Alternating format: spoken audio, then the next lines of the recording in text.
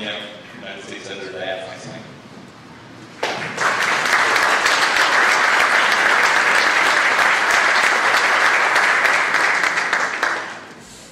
Thank you very much, Mr. Secretary, and welcome Californians, both your leadership in the House and the state legislature, as well as the governor's office.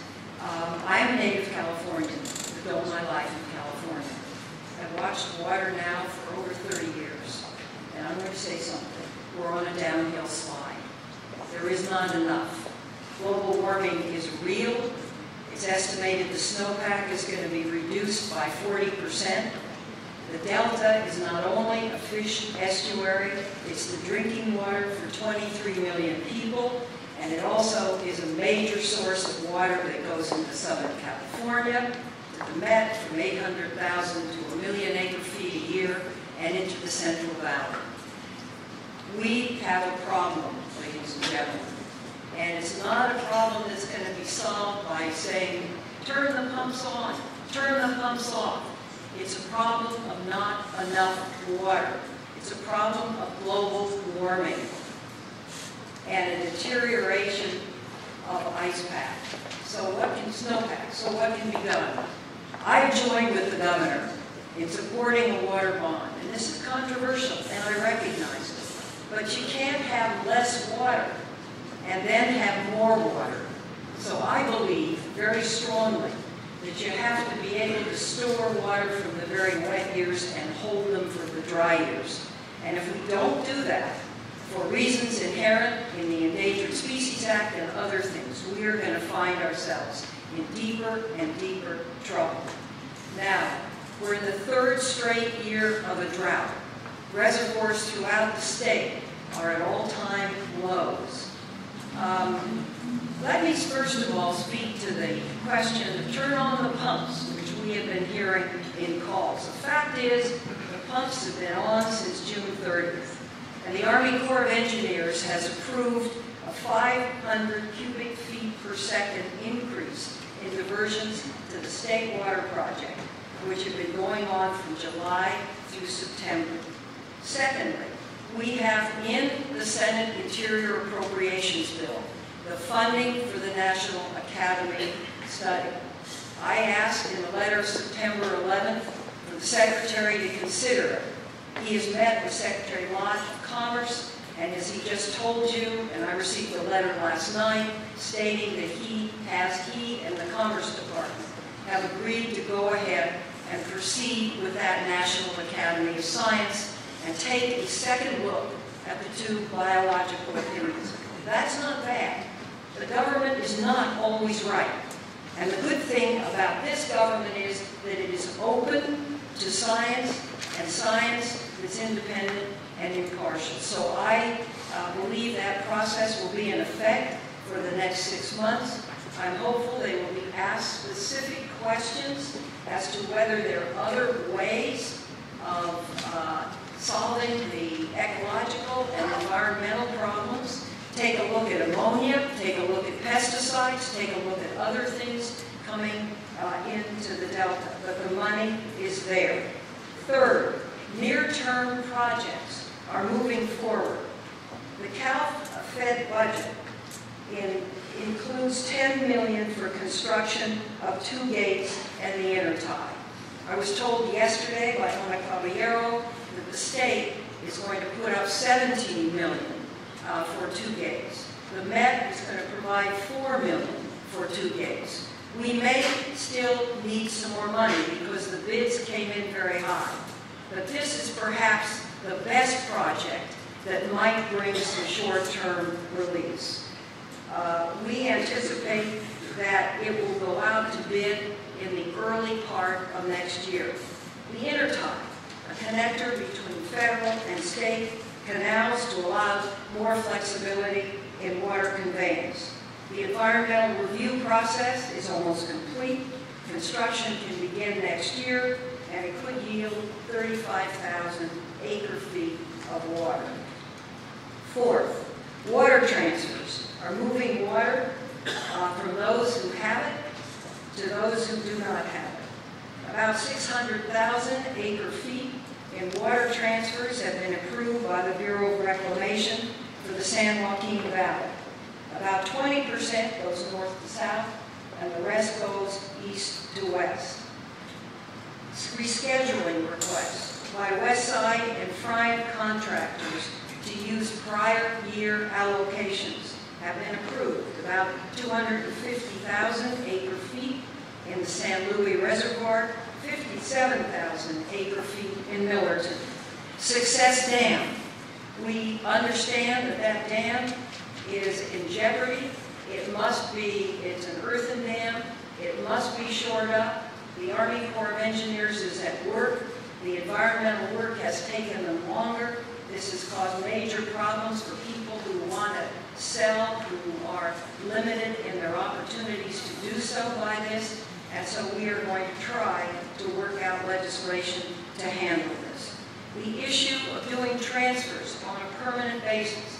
I will be introducing legislation next week to authorize transfers on a permanent basis, and it's my understanding that the department will support this. Other steps. The Army Corps of Engineers approved a 500 cubic feet per second increase in state water pumping. That's July through September. The State Water Resources Control Board approved a consolidated place of use authority for more flexibility. As you know, Secretary Vilsack has declared a disaster in 21 California counties, which enables the Department of Agriculture to offer low-interest emergency loans and other relief. We also have tried to put as much money from the stimulus as we could in water. Yesterday I met with the Latino Water Coalition and gave them a list of some of the projects, and we need to be helpful to some of the smaller communities that really are in jeopardy. We're 40% unemployment, and without the resources really to provide the data necessary in some of the contractual requirements. So we will help them with that.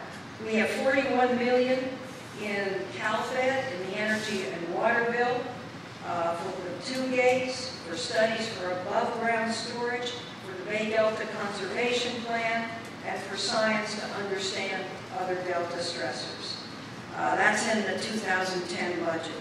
$171.9 million for California projects to improve water supply through recycling, reclamation, reuse, fish passage, and related studies.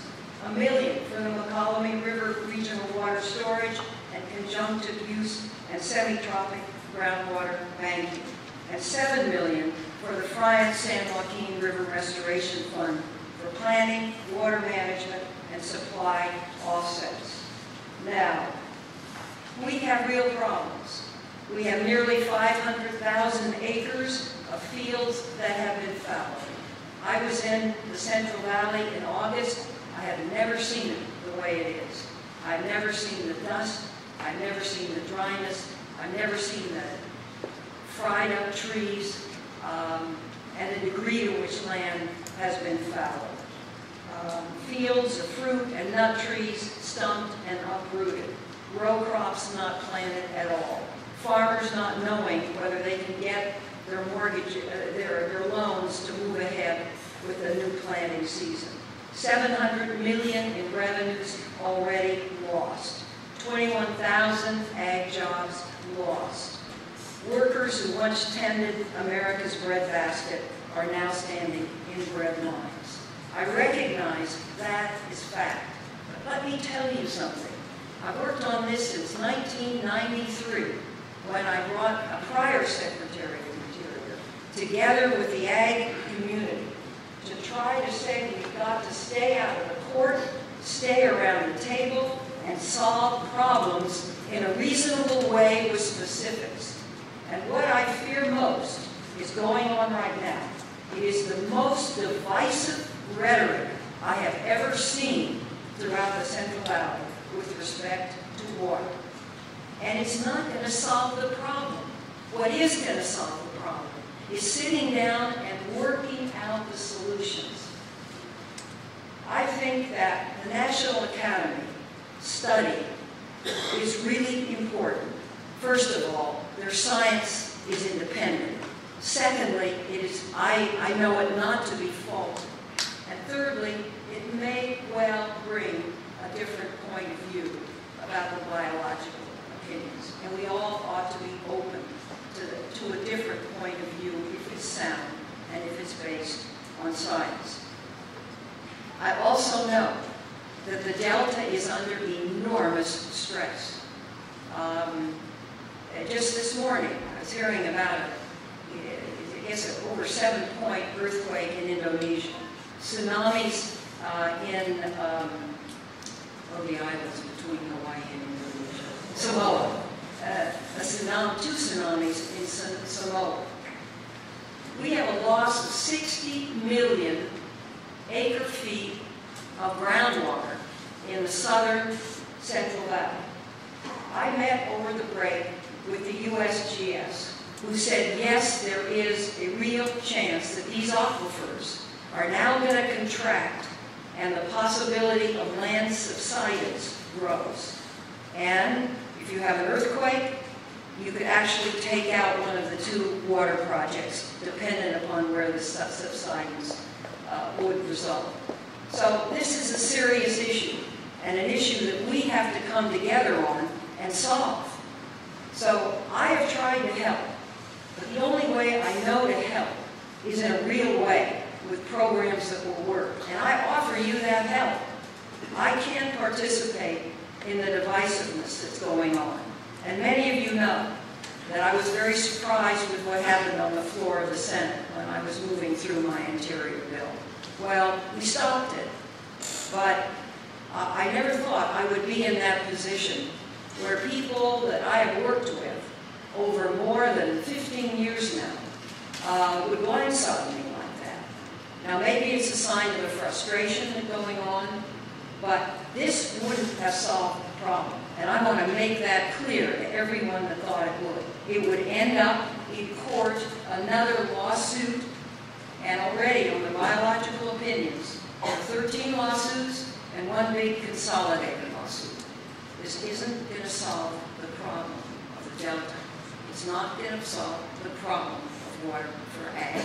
Only the kinds of things, working smart, planning smart, thinking of the future, and seeing that we can drain more water from the very wet years and hold that water for the dry years. So I thank you, and I'll do my level best.